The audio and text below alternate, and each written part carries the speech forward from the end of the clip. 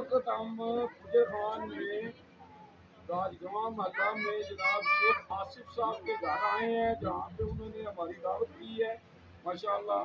तो जनाब हम उनको शुक्रिया अदा करते हैं और अप्रिशिएट करते हैं माशाल्लाह। बहुत ज़बरदस्त उन्होंने हमारी दावत की है और इसी सिलसिले में हम जनाब जो हमारा सिलसिला है कुरान पाक तकसीम करने का, तफ्ज़े कुरान हमारा ईमान है जी। तो इस सिलसिले में हमने कुरान पाक तकसीम करने अपने बुजुर्ग हैं, अपने दोस्त भाई हैं, इनको कुरान पाक गिफ्ट करने हैं।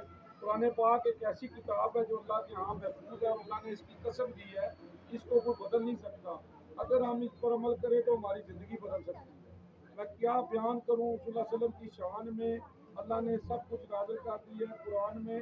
अम्मा आयशा से किसी ने पूछा आप सल्लल्लाहु अलैहि वसल्लम की सीरत क्या है, तो अम्मा आयशा फरमाती है कुरान कुरान।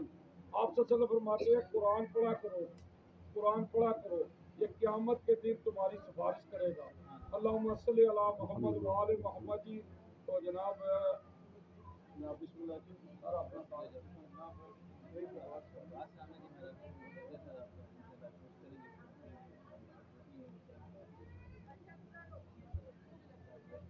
जी अस्सलाम वालेकुम जी। तजुर्बा अपने साथ आइए आइए सैयद बिल्कुल रहमान आसिफ साहब के जी माशाल्लाह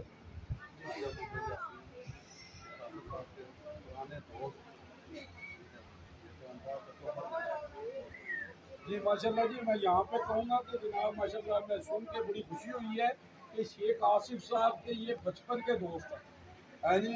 वो स्कूल लाइफ के और अभी माशाल्लाह पार्टनर भी हैं और माशाल्लाह अल्लाह और इत्तेफाक दे दी माशाल्लाह। ये दोस्ती जो है ना ये कायम रहे और ये जो दोस्ती का सिलसिला है ना जी, अगर हम दोस्तों से मिलते रहेंगे ना तो इंशाल्लाह हम मेडिसिन से बच जाएंगे। हाँ जी। तो ये हमें दोस्तों से मिलना चाहिए, अपना मिलाप रखना चाहिए जो लोग। और मैं आपको बता दूं मैं दोस्तों से मिलता रहता हूँ अल्हम्दुलिल्लाह। अभी तक मुझे कोई बीमारी नहीं है। हाँ जी। तो जो दोस्तों से मिलता है, दोस्तों के साथ रहता है ना जी, तो उसको मेडिसिन की ज़रूरत नहीं पड़ती।